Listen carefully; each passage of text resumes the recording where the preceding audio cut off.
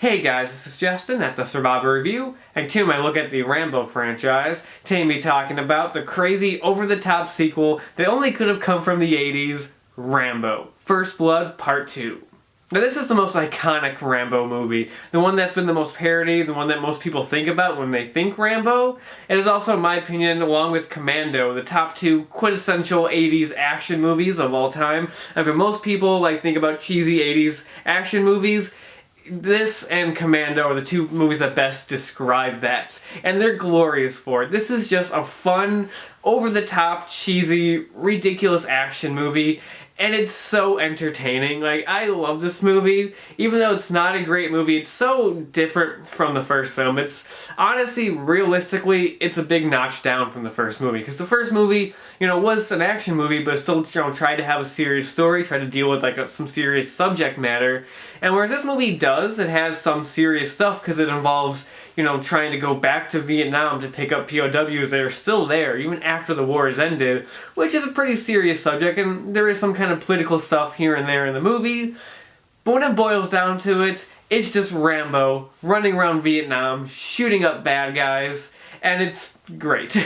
So, like I just mentioned there, the plot of this movie, begins with Rambo in jail following First Blood. And he gets approached by Colonel Troutman, saying, "We got this mission for you. I want you to go back into Vietnam to surveillance the place and take photos and see if, there's any POWs left in those camps." And they've selected Rambo for that job because the POW camp he's going to is the one he was in, so he knows that terrain better than anybody. And of course, he accepts and, gives out the line, "Sir,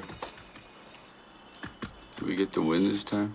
And we're off. So now Rambo is going into Vietnam. Again, the mission is just to take photos, do not engage the enemy because, we know how that's gonna go. And when he's down there, he does come across some POWs, tries to save them, but then gets double-crossed by the government, who basically, this whole thing was kind of just a scheme to kind of put the people at rest, because the public is like, oh, this POW is still there, so they wanted to go there, take pictures of nothing and not find anything, and then be like, oh, I calm everyone down, like, oh, it's nothing, it's no big deal. But then Rambo actually finds POWs, so Murdoch, the main guy in charge of the mission, doesn't want to have to, take shit, doesn't want to possibly cause another war, so he just leaves Rambo behind and leaves him for dead.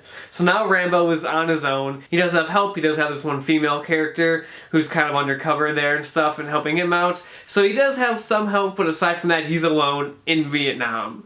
And he has to save POWs while also, of course, because it's the 80s, fighting off Russians, because there are Russians in Vietnam who are also involved with the POW camps and all that stuff, because of course, and he has to fight off the Russians and get the POWs back home. Surprisingly, this movie was co-written by Sylvester Stallone and James Cameron, which is really interesting. So making another Nightmare on Elm Street reference, like in my last video, this movie is like having a Nightmare on Elm Street, the first film, and then the sequel, immediately be Freddy's Dead or something like that, where there's really no transition in between the ridiculousness. It just goes straight into it. Because like I mentioned in the last video, the first film, First Blood, is a much more serious, kind of scaled back movie. And this one just immediately is insane action sequences and, kind of just throw a lot of stuff away. I mean, you still have the same Rambo character and stuff like that, but he's more of just in the zone, killing bad guys. There's not as much PTSD going on. So they kind of push that aside to have a crazy action movie that is super patriotic. It's not surprising that this movie came out the same year as Rocky IV, which is kind of the same thing. Just this big, over-the-top comic book type of movie that's overly patriotic, and this movie is just fun. The action sequences are very well done. They're very well shot, well edited, and they're very exciting. I think the director did a really great job with this movie and made some stellar action sequences that are very great. There's a lot of memorable sequences. Compared to the first film, which I mentioned, didn't have as many action scenes that were memorable. This one has a ton. You got the whole scene on the boat, where you had these guys who are working with Rambo, who ends up double-crossing him, and then this boat full of Vietnamese soldiers is coming in, shooting at them. We got this one on the boat firing a machine gun, mowing down the boat while Rambo is hiding on the ground. And then, the best part is when he goes to run to jump off the boats, but you know, the one guy grabs him and is like choking him while the flaming boat is coming towards him, and he ends up stabbing the guy. You got this really great shot of Rambo running and jumping off the boat while the two boats collide and blow up. It's a really great shot, a lot of great practical action, which is so awesome and holds up a lot better than most action sequences nowadays. They're so overly CGI'd. These action sequences are just great, gritty, practical, and look spectacular. And of course you got the stuff that's always parodied with Rambo running through like a barrage of fire, like just being shot at by every corner, not getting hits, and stopping just to unload his gun and kill everyone in his wake. Those moments are fun too. You also have the great climactic helicopter chase, which is really well handled. You got the big Russian bad guy with this huge helicopter, you know, chasing Rambo and everything. And like the first one, this movie has a really good cast. A lot of great characters that you remember walking out of this movie. Aside from the usual Rambo, and you have Colonel Troutman, Richard Crenna coming back, who's great as always. You know, he does have a lot of the similar lines from the last one, where he's talking about how like badass Rambo is and how they made a mistake by double-crossing him. You're the one who's making the mistake. Yeah, what mistake? Rambo.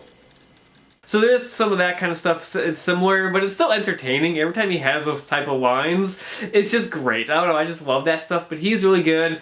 But then you have, you know, Murdoch, the guy involved with the mission, the person in charge, who's just this like slime ball guy who you just hate.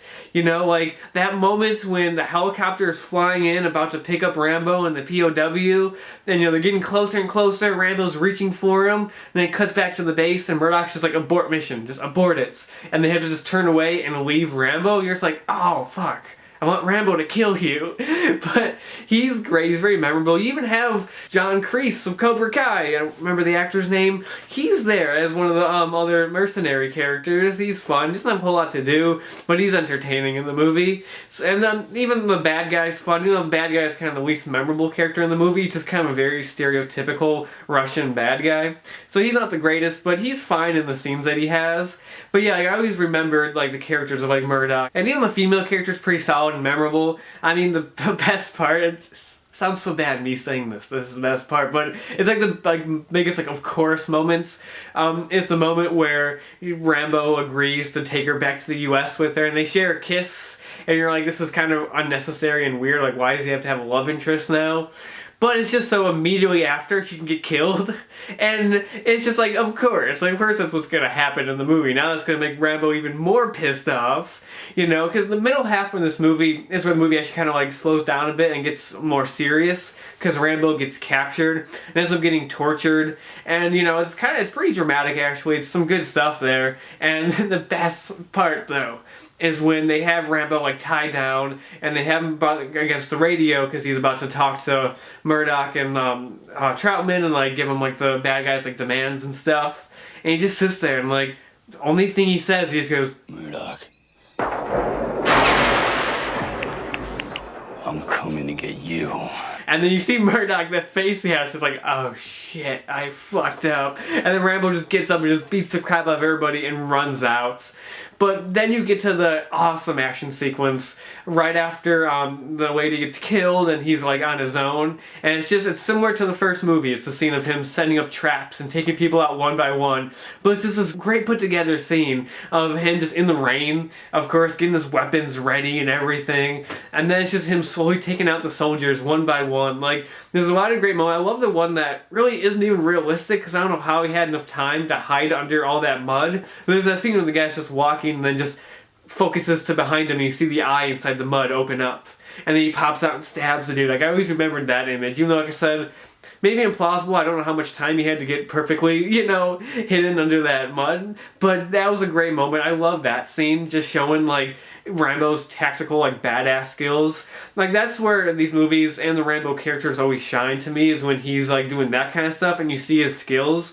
Like, not when he's running around firing off a machine gun. That stuff's fun, too, you know, but that stuff is always the most memorable moments for me, is when he's really showing off his skills he has and you really believe it. And then you get to the climax of this movie, where first off, Rambo's in the helicopter and he goes full Apocalypse Now, Ride of the Valkyries, and just destroys this like village, blowing up places, blowing up soldiers, and just yelling as he does so. And then the main Russian bad guy pops up with this big ass helicopter and chases him, and it's just this awesome, really well done helicopter chase that's really exciting and just really thrilling. So yeah, this movie is not like a great film in the normal sense. Like, it makes total sense that this movie got negative reviews when it came out, and I totally understand why. Because it is a big, dumb, like, action movie. But for that type of movie, it succeeds so well. And like I said, it's super cheesy. There's a lot of over-the-top action sequences. The ending where Rambo goes to confront Murdoch, and he just starts shooting up the place, and then just starts, putting the gun up in the air, just starts yelling, and there's that extreme close-up of his muscled arm just flexing while he's firing the machine gun, and the shells are flying out in just this ridiculous manner. The big patriotic moments that, you know what, it has a good message, but it's done in such a cheesy way. With, Rambo just being like, I want what they want for this country to love us as much as we love it. And that's how the movie ends. After he says that line, he walks off. And you're like, okay, it's silly, but it's just a pure entertaining action film. Like I said, like one of the quintessential 80s action movies. This movie has all the 80s action tropes that everybody knows and loves and pulls it off just perfectly. It's just an entertaining flick. I can see if people are disappointed with this movie compared to First Blood, since First Blood was a very, serious story, and this one kind of just does all the exact opposite of that movie and just goes into totally like wild territory. But for what the movie is, it's super entertaining, a badass, really well shot, well directed, just entertaining action movie that's a blast from start to finish. So yeah, that's Rambo First Blood Part 2, and I will be back to talk about the rest of the Rambo franchise. But until then, I'll talk to you guys later.